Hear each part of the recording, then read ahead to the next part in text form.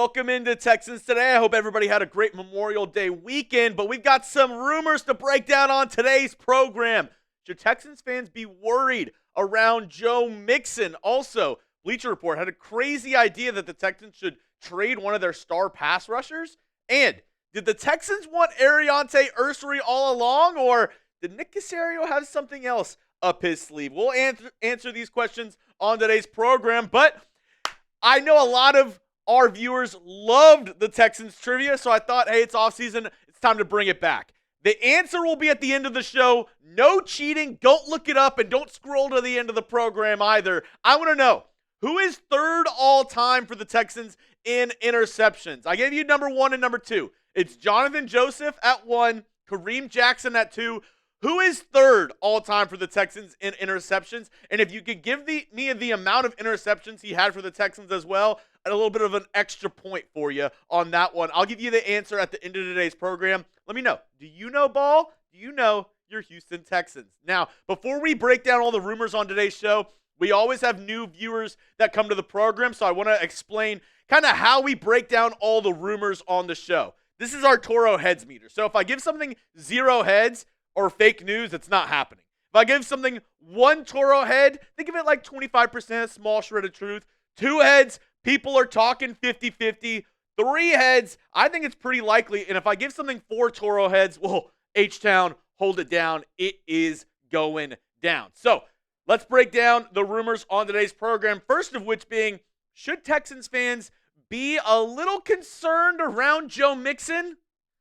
No, I'm just going to give this one Toro head. And I get why Texans fans are somewhat, antsy around Joe Mixon, because there's a lot of different reports going on around there. Aaron Wilson this past weekend obviously does a ton of great work, but while he was doing a spot on TV, he said, Mixon's not 100% this spring, and that he expects Dameon Pierce to take running back 1 snaps, those RB1 snaps at OTAs for the Houston Texans. And, there's scattered reports around Mixon dealing with ankle and foot injuries and, the extent of those injuries. Is he in a boot? Is he not in a boot?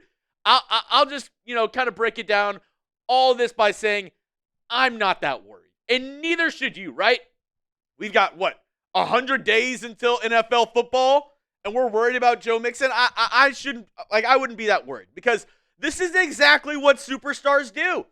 They go all out in the regular season, they put their bodies on the line, and then once it's off season, they take time to recover and rehab those nagging injuries. And I would much rather Joe Mixon sit out in May than be sitting out in September and October, November. I'd much rather him take this time in the offseason to get right, to recover, and make sure he's as close to 100% at the start of the regular season as we can get him to be. And as I look at this Texans running back depth chart, of course it makes sense for Dameon Pierce to take the RB1 snaps, because, you have a rookie in Woody Marks still getting up to speed with everything. You're not going to give a Gumbawale the RB1 snaps. And then there's nobody else really on this roster that kind of competes for that RB1. And it kind of makes me wonder, all the rumors we talked about last week around guys like J.K. Dobbins, Nick Chubb, some of these free agent running backs that the Texans have brought in for, workouts. Is it to replace a Dameon Pierce because they don't really trust him to be the RB1 if Joe Mixon goes down? I think this is a chance for Pierce to prove himself to the new coaching staff with Nick Caley. Obviously, Cole Popovich was here last year, but, more importantly, Caley, the new OC, to kind of show, hey, I can be there if Mixon goes down. I can be the guy that can step up. If anything happens to Mixon, you don't have to worry because you got Dameon Pierce right behind him. And obviously, if anything happens with Mixon, if there's any more developments, we'll break it down here on the channel. This is why you hit that sub button. Never miss a moment of Texans football all year long. And I'm not going to put my stuff behind paywalls. I'm not going to make it where you have to pay to see the latest Texans news and rumors. Because guess what? It's 100% free. So if you love the Houston Texans, and if you want the latest around this team and you don't want to spend $1, I got you covered. All you got to do is hit that subscribe button here to Texans Today. Make sure you hit that noti bell, so whenever anything happens, you are the first to be notified. Now, let's get into the second rumor on today's program. Could the Texans be trading one of their star edge rushers? I'm also going to give this only 1 Toro head, and I don't think it's very likely.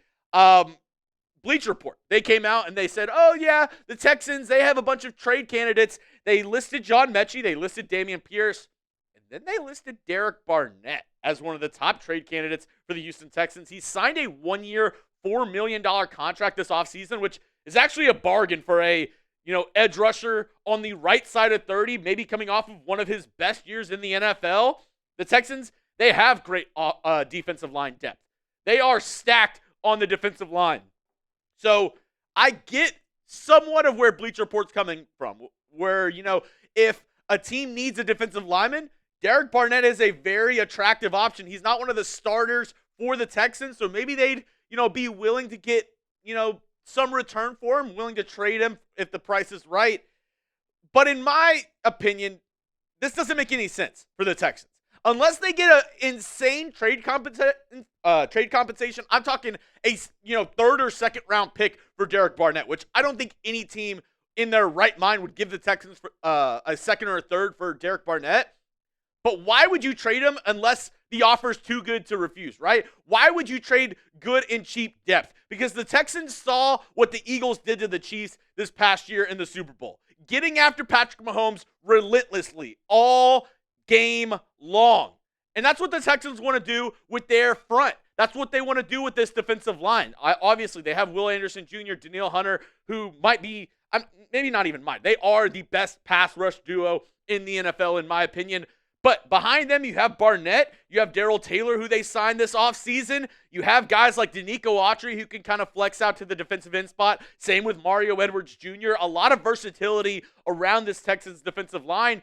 Why get rid of that? Why mess up the mojo? Why mess up the flow for what? A 4th, 5th round pick that a team would offer?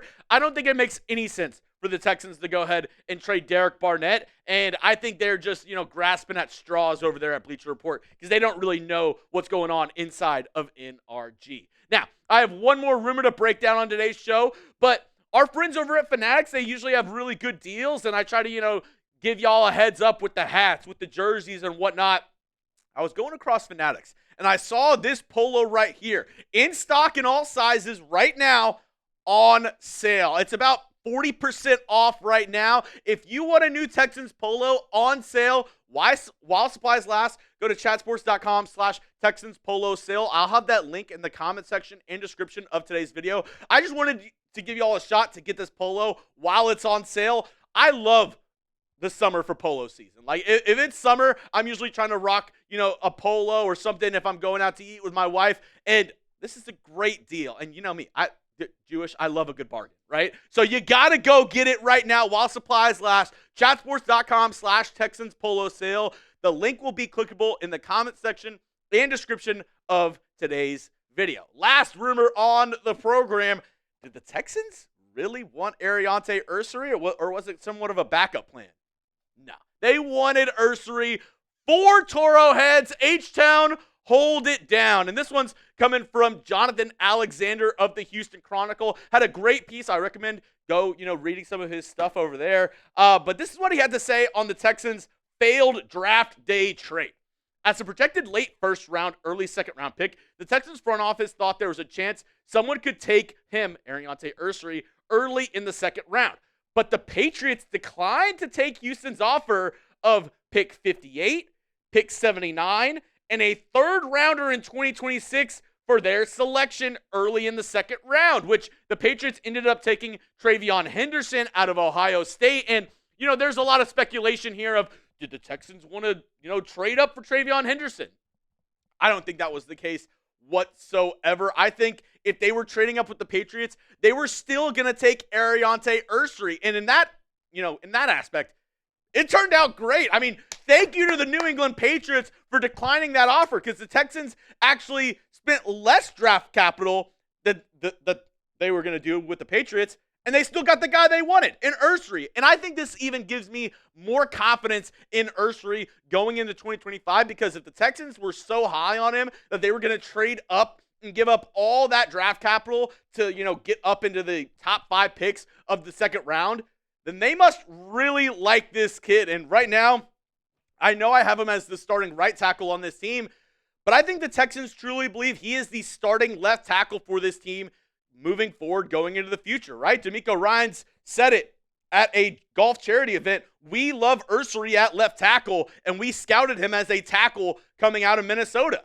So maybe he doesn't start at right tackle day one, but maybe has him as, the swing tackle going into the season, backing up Cam Robinson at that left tackle spot. And if there's anything, funky going on there, you insert Ursery and you have him right there as your starting left tackle. I think this makes me feel much better about the pick of Ursery, about them trading up with the Raiders. And they only gave up, their selection in round 2, and then they gave up pick 89.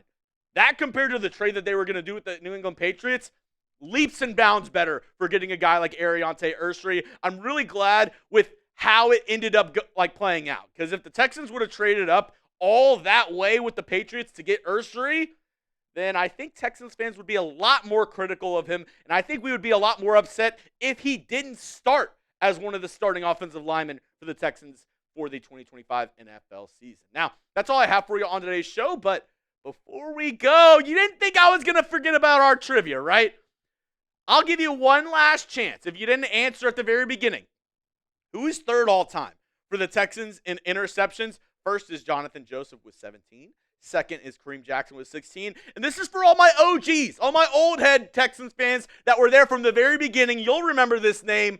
2004 first-round pick, Dante Robinson. He had 13 interceptions with the Houston Texans, was second place in Defensive Rookie of the Year in 2004, and was one of the better secondary pieces that this Texans team had in their very early years. I know the Texans were not a great organization back then, but he was one of the, bright and shining spots for this team in the early years. 6 interceptions his rookie year. That really kind of, 13 interceptions. You would hope he would have more with 6 his first year, but he was one of the better secondary pieces for this team. Shout out to you, a little pat on the back if you got that one correct. If you want to continue the conversation, if you want to ask me anything around the Houston Texans or just give me your thoughts, we can continue the conversation over on Twitter. You can follow me at Jeremy Chuggs right there. And if you made it to the end of the video, obviously we're doing something right. Go down and hit that subscribe button for free Texans content all year long. You know I got you covered. All you got to do, hit that subscribe button, and we'll bring you free content 24/7, 365.